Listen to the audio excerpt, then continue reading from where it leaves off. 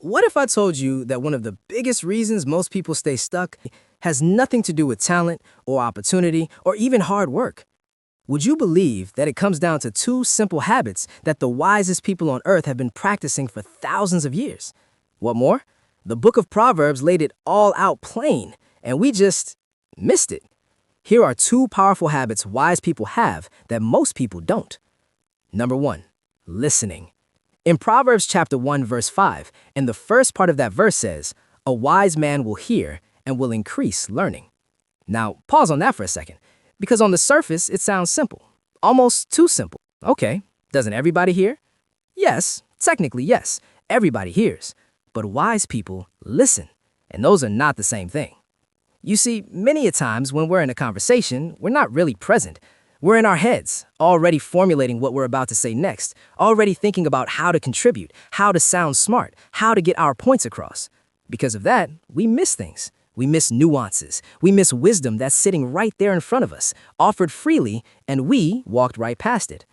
But the wise man, he slows down. He pays attention. He's more interested in what you're saying than in what he's about to say.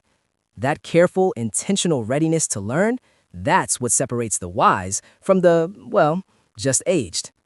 Listening more makes you wiser. And Ecclesiastes 5:1 doubles down on this. It says, "Be more ready to hear than to give the sacrifice of fools." More ready to hear. That phrase right there is a whole lifestyle. It means you walk into rooms, boardrooms, living rooms, relationships, conversations with your ears more open than your mouth. Because the fool is always rushing to speak. The wise man is in no rush at all. He knows that the person who listens the most learns the most, and the person who learns the most grows the most. So ask yourself honestly, in your last 10 conversations, were you really listening or were you just waiting for your turn to speak? Now, the second part of that same verse, Proverbs 1:5, says, "And a man of understanding shall attain unto wise counsels."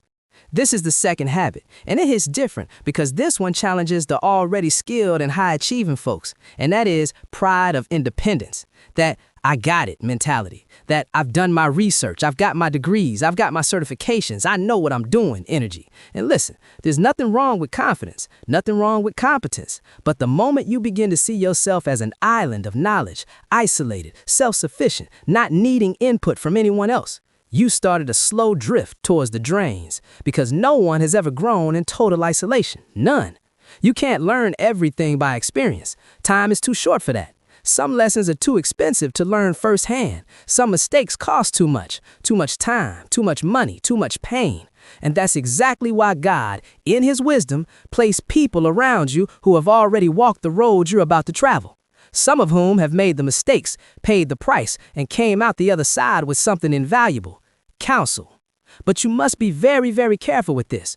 Proverbs 1:5 doesn't just say counsel, it says wise counsel. Because not everyone learned the right lessons from what they went through, and not everyone who steps to you with advice has your best interest at heart. So not every voice in your ear deserves a seat at the decisions table.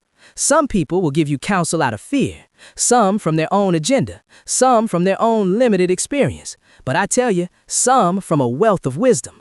You have to be able to discern which is which. Leverage on wise counsel. Proverbs 20:18 says it plainly. "Every purpose is established by counsel, and with good advice make war." Every purpose. That means your business, your marriage, your ministry, your career, your personal growth. None of it reaches its full potential in a vacuum. It gets established, grounded, anchored, built to last through wise counsel, good advice. The people who go far in life are rarely the ones who figured it all out alone. They're the ones who had the humility to ask, the wisdom to seek guidance, and the discernment to act on the right voices. Wise counsel. So who are you listening to? And more importantly, are you truly listening? Wisdom isn't some mystical thing reserved for monks and ministers. It's divine and available to all, as many as will follow her instructions. The discipline to listen well, and the humility to seek wise counsel. These aren't complicated, but they are countercultural, because the world rewards the loudest voice in the room, but God honors the one who's wise enough to be quiet and learn. If this enlightens you, then subscribe, because there's more to come in this Proverbs series, and I promise you, it's going to be deep. I'd love to hear your thoughts in the comments. Share this as well with someone in your life who needs a word right now, because somebody out there is trying to grow, and this might be exactly what they needed to hear. Till next time, beloved, God bless you.